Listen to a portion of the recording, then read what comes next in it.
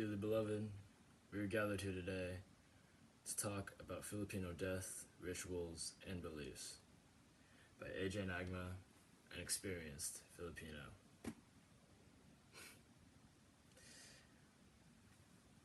That's me. Let's get started. Excuse me while I jump into the real world for a second. Fair warning, the following may be unsuitable for some viewers and will possibly make you uncomfortable. Do not continue if you are sensitive to jokes or farts. Anyway, you know how when you're with your friends and you need a fart, so you try to go into another room, release your inner demons, wait about 10 seconds, then come back to your friends and notice that it's still lingering.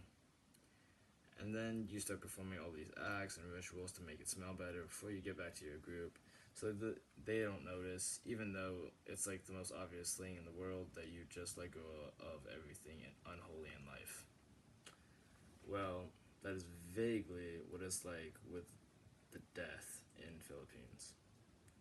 Filipinos believe that after death, the spirit of the person lingers. Spooky, right? Naturally, they will then try to help their lost loved ones move on to heaven.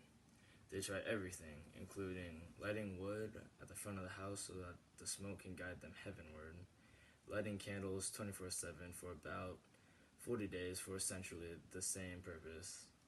They don't bring home food that was served at the wake because they believe that the dead won't like that and will follow them home instead of moving on. They also place a knife in the casket to break any curses, and much, much more. These beliefs essentially act as a way for the living to say goodbye to their loved one. It's like once they die, they're not really dead, but now that they know they're leaving, you can get some good last words in and get some closure.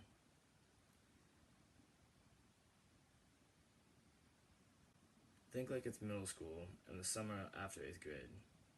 By 8th grade, you've made yourself comfortable with a group of friends and surrounded yourself with them, or your own little squad, as the cool kids like to say today. But once you're done with high school, you know that not all of you are going to the same one, especially if you go to a private school like Cathedral. So you say your goodbyes because you know that the end is near or has already come.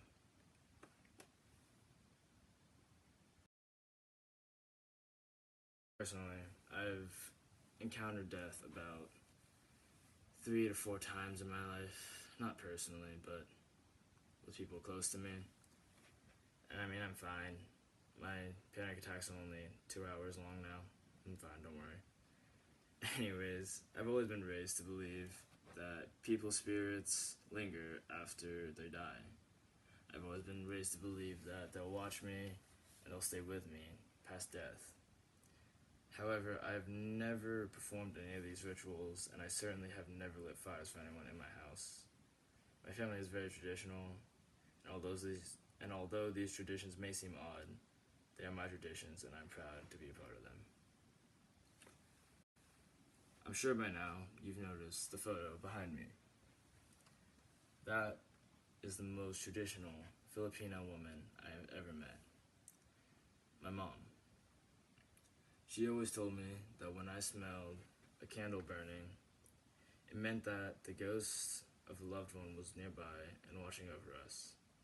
I now see that this was no story that she made up.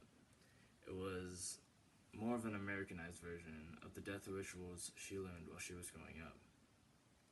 So I guess this was her way of indirectly keeping me and my siblings involved with the traditions of our heritage.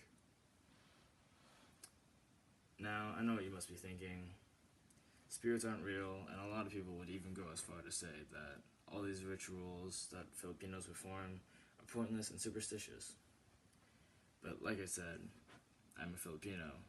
This is my culture that I grew up with, and no matter how odd they are, or how odd the traditions are, this is what we believe in, and I'm proud of it.